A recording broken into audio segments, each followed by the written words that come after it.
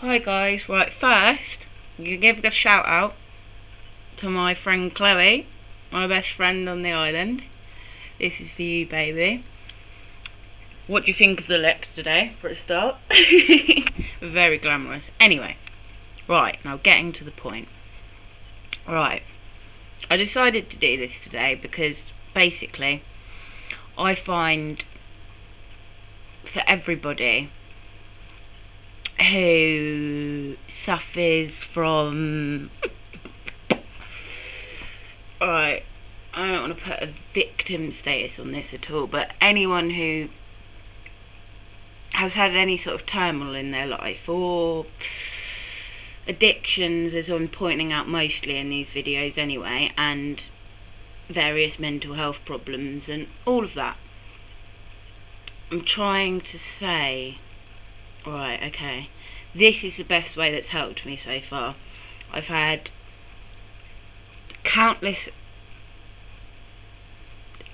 series of therapy, medication, from lithium to sertraline to Valium. I'm not going to say you name it, I've had it, because I haven't done crystal meth or anything.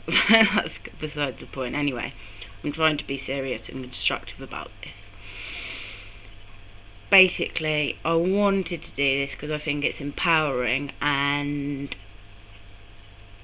a lot of people may not know this about me, but I'm a Buddhist, and I chant, and I believe in karma, and I believe in astrology, and I don't like the textbook way of psychologists looking at your life after meeting you after an hour.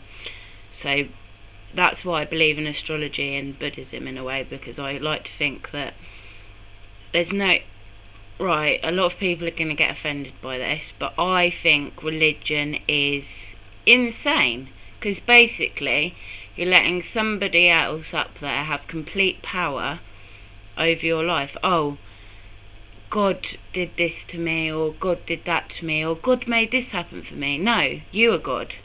I am God. You are God. Don't worry, I haven't gone crazy or psychotic. What I'm saying is, you've got the power to change it. I've got the power to change it. I've only just realised that recently, and it's a very hard pill to swallow when you get, and my family are going to hate that I'm doing these videos. That's another thing I want to point out.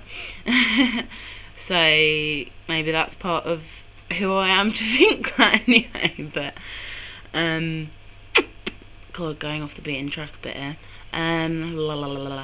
Right. Basically, where do I want to start? Because there's so many things running through my head right now. Right. Addictions. Right, we'll start with addictions. Okay.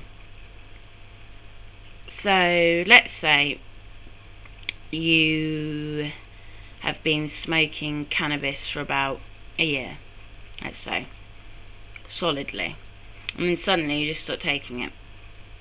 Now, I tend to feel very irritable and angry around myself or those around me, and I'll start talking to myself and going, oh, this phone isn't doing what I want it to do. Oh, look at it and its silly little sparkles. Things like that.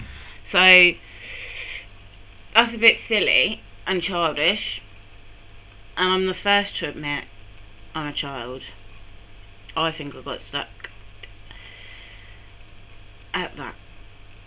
Addictive behaviour. Okay, addictive behaviour. Right. See, I've just had a debate with Mum that I think alcoholism and addiction are two different things in a sense, because, right, if you're an addict, let's say, I call it an addict because I don't want to put a name on it, because I think I'm this type of addict, where you'll get a certain sort of drug or food or activity that you sort of become compulsed by, and you think, oh, I'll do this, and I'll keep using this, and I'll keep using that. So I'll get medication, I'll be like, oh, I'll take more than the recommended amount, because I have a very high tolerance. So I think that's the first sign of addiction, is you have a very high tolerance, so you don't know when to stop. Secondly, irritability and mood swings. Now, that's a hard one, because how do you deal with that? What do you do? Do you isolate yourself and not let people deal with your behaviour or face your behaviour head on? Or do you mix when you're feeling this way with people and get into arguments? So I'm going to say that you do a bit of both. You try and assess it. You try and do what I'm doing now and reevaluate the situation, let's say.